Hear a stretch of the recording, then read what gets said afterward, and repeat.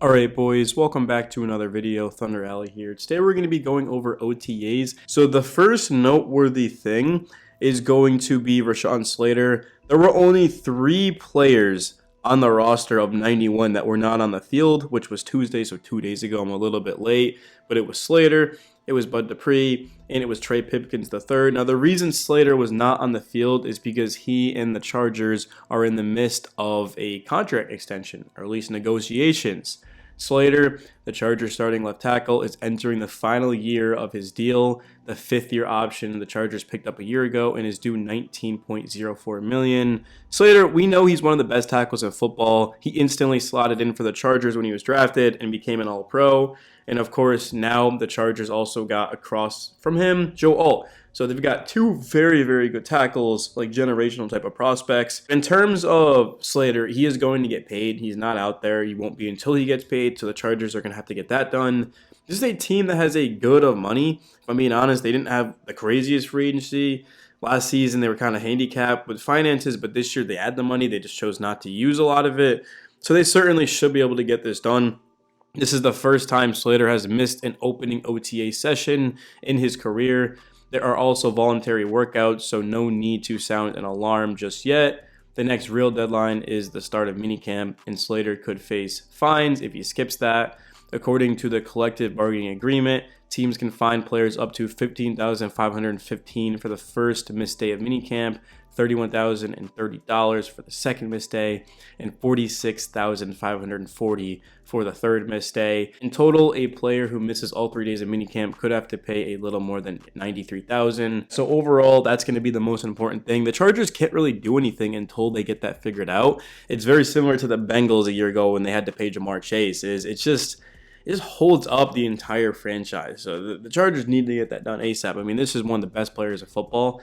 The next one is the players who worked off to the side and did not participate in full team drills, included cornerback Cam Hart, safety Elijah Molden, linebacker Deion Henley, cornerback Dean Leonard, and receiver Luke Grimm. The Chargers rotated heavily at corner in Tuesday's practice. Some of that is related to how much safety Derwin James Jr. moves around. James played safety, nickel, and dime in Tuesday's practice, the same positions he played last year.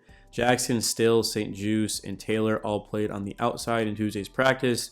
Still also played inside at nickel when James was not playing there. When it comes time for training camp, I think we will see a top 3 of Jackson, Still, and Hart.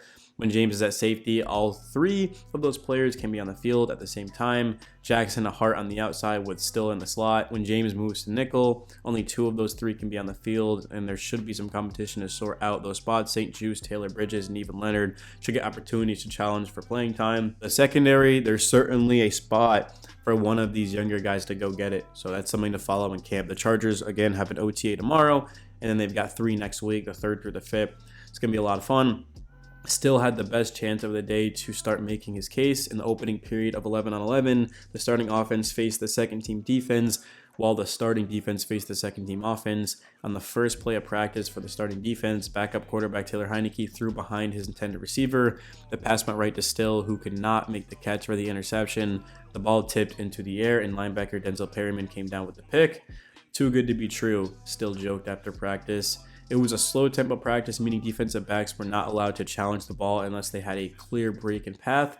As Still put it, today was really about showing where to be, lining up, really just making sure everybody stays up. I mean, that makes a lot of sense. It's still very early. We're talking about the opening week of OTAs. Eventually, we're going to see some aggressive plays on the balls and guys going at it. Chargers receivers versus Chargers corners should be one of the more interesting battles in all of training camp, let alone just the Chargers. It's going to be intense, man. I can't wait. And the Chargers defense against the second string offense, I mean, that couldn't have been very pretty to watch. It makes nobody surprised that Heinicke threw a pick. I mean, Heinicke's a solid backup quarterback, but again, the Chargers defense is one of the more elite units in football. I mean, they completely just shut down the Texans in the playoffs. And I don't know how they lost the game. I mean, it just turnovers and drops and things like that, but the DBs, nonetheless, got their hands on some footballs in the first period of 11-on-11. Quarterback Justin Herbert threw to receiver Jalen Reagor on an over route to the left side. Reagor dropped the pass, and rookie safety Jalen Jones picked it off. Hey, right on cue. Justin Herbert throws a ball. It's off of a receiver's hands, and it's intercepted. Very similar to how the wild card went for the Chargers months ago. Jackson had a pass breakup on a go ball off play action from Heinicke to Brendan Rice. Bridges also intercepted Heineke later in practice. Heineke and receiver Mike Williams were not on the same page. Heineke expected Williams to break off the route, but Williams continued upfield. I mean, that makes sense. These guys haven't played together, but how about Mike Williams on the second team? So Williams is not compete. That's because Quentin Johnston. I guess that makes sense, right? Be interesting to see that battle. Can Mike Williams actually be a starting receiver on the outside? And Bridges took advantage of the miscommunication on the next play. Taylor broke up a pass to Williams from Heineke on an out route, which means he was just smothering him. If he's going to break that up, he's all over him. These guys just have to gain a little bit of continuity, camaraderie. Rookie receiver Trey Harris showed up at a couple of different points in the practice. In the first period, he ran a smooth out route to the right side, created separation, and hauled in a completion from Herbert. On the next snap, Harris won on a comeback route to the left side, beating Still. Heineke hit Harris for the completion. Okay, so finally, we're starting to see some completion, some good balls, and some catches. Late in the practice, during a third down period, Harris caught a pass from Heineke on a go route down the right side. The throw was into traffic, and this would have been a fun play to watch in a higher tempo practice. Rookie safety R.J. Mickens made a good read from the deep half and was in position to play the ball. Harris has some ability in contested catch situations. We'll have to wait until training camp to see that come fully to life. Receiver Lat McConkey made the splash play of the day down the left sideline during the third down period. Herbert launched a go ball in a 3rd and 5. McConkey tipped the ball up to himself with one hand and made the catch. Still was in coverage. Again, in a low-tempo practice, a lot of these plays, the majority of them aren't going to be made, but it's still fun to see. I'm sure that was awesome if it's on video. I'll have to go and see if I can find it. Fielding a question about whether he should have made a play on the ball in a higher tempo practice, Still smiled and said no comment. Yeah, okay, there we go. Yeah. On top of Slater and Pipkins not being on the field, Zion Johnson also participated sparingly. He worked at left guard during the team's offensive drill against Air, but he did not have any snaps in the 11-on-11 period. The initial starting offensive line set up as such: left tackle Jamar Salyer, left guard Branson Taylor, center Bradley Bozeman, right guard Mekhi Becton, right tackle Joe Alt. Harrison Barnhart also got first-team snaps at left guard. Johnson did work on some snapping to Herbert during individual drills as the experiment at center continues. I mean, he's been doing that for weeks now, if like a month to this point. Personally, I do think that Zion is going to end up starting. The only thing is that if you look at the center position, Andre James makes a great case too. Right now, ESPN listed as Zion and then Bozeman at left guard.